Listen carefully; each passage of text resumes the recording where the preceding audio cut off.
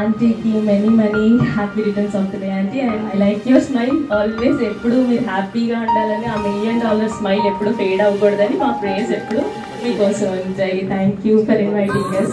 Aunty చాలా sweet, చాలా cute కదా. నాకు తెలిసిన అందరు ఆంటీలో ఆంటీయే చాలా cute. Aunty happy birthday to you. నూతన బలం ఇంకా కావాలి. మరి ఆయుష్ దేవుడు ఇవ్వాలి.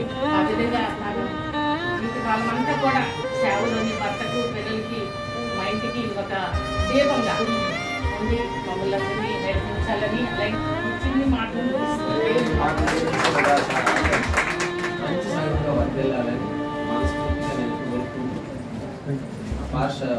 అభిషేక్ రాజు గారు మనస్ఫూర్తిగా అతను కూడా నా బ్లెస్సింగ్స్ ఇస్తూ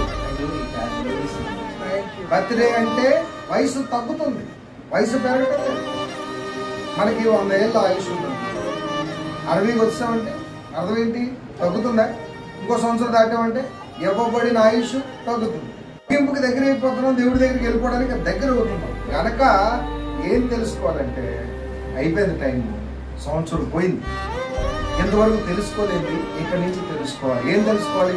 దేవుని చిత్తం ఏంటి నా జీవితంలో, నేను తెలుసుకోవటమే భక్తి జీవితం. సింపుల్.